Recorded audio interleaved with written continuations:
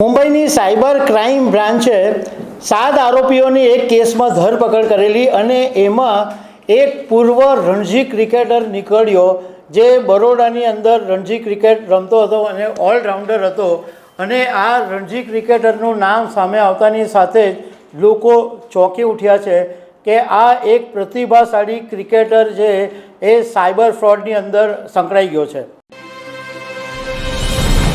મુંબઈની cyber crime બ્રાન્ચે 7 આરોપીઓની એક કેસમાં ધરપકડ કરેલી અને એમાં એક પૂર્વ રણજી ક્રિકેટર નીકળ્યો જે બરોડાની અંદર રણજી ક્રિકેટ રમતો હતો અને ઓલરાઉન્ડર હતો અને આ રણજી ક્રિકેટરનું નામ સામે આવતાની સાથે જ લોકો ચોંકી ઉઠ્યા છે કે આ એક પ્રતિભાશાળી ક્રિકેટર જે એ સાયબર ફ્રોડની અંદર સંકળાઈ ગયો છે અને આ જે લોકો સાયબર ફ્રોડ કરતા હતા એને પૈસા પહોંચાડવાનું કામ આ પૂર્વ રણજી ક્રિકેટર કરતો હતો એવું પોલીસે કીધું છે।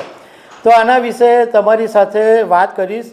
મારું નામ રાજેશ શાહ છે અને તમે જોઈ રહ્યા છો ગુજરાતના સૌથી મોટા ડિજિટલ પ્લેટફોર્મ ખબરછે.com। મુંબઈની અંદર એક કેસ હતો, એમાં એક મહિલાના ડિજિટલ એરેસ્ટ કરીને 32 લાખ રૂપિયા પડાવી દીધા હતા અને આ મહિલાને એવું કહેવામાં આવ્યું હતું કે તમારા સિમ કાર્ડનો જે ઉપયોગ છે એ પહેલગામ હુમલામાં એક આતંકવાદી દ્વારા કરવામાં આવ્યો છે એટલે તમને ધરપકડ કરવામાં આવશે અને એક જે ડિજિટલ એરેસ્ટ પર એક માણસ હતો એ પોલીસ અધિકારી બનીને આ મહિલાને ડિજિટલ એરેસ્ટ કરેલી અને 32 લાખ રૂપિયા પડાવી દીધા।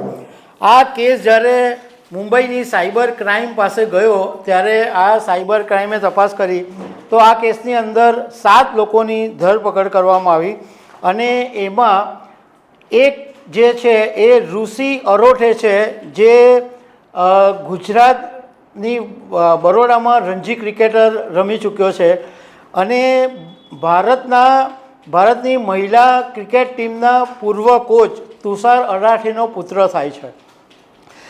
હવે આ જ્યારે ઋષિ અરોઠીની ધરપકડ કરી ત્યારે પોલીસનું કહેવું એમ છે કે જે સાયબર ગુનેગારોને પૈસા પહોંચાડવાનું કામ આ ઋષિ અરોઠે કરતો હતો। જોકે નવાઈની વાત એ છે કે આ એનો પહેલો એવો કેસ નથી કે જેમાં એ ફસાયો હોય। આ પહેલાં અનેક કેસો એની સામે થઈ ગયા છે।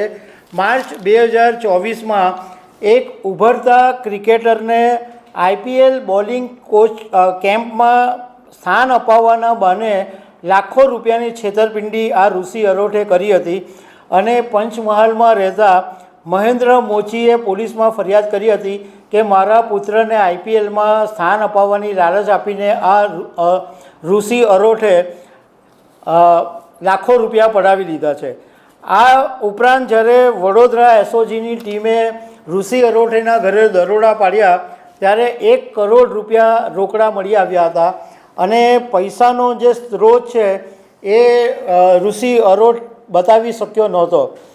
આ પહેલાં સપ્ટેમ્બર 2025માં 32 લાખની છેતરપિંડી કેસમાં હૈદરાબાદ પોલીસે ઋષિ અરોઠીની ધરપકડ કરી હતી।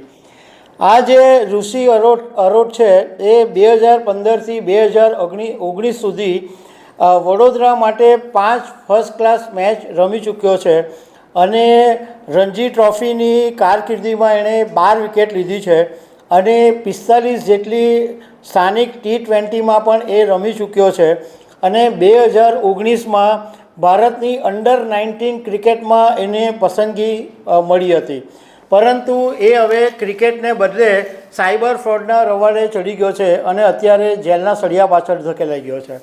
તો દર્શક મિત્રો, આવી અનેક વાતો સાથે અમે તમને મળતા રહીશું। આભાર।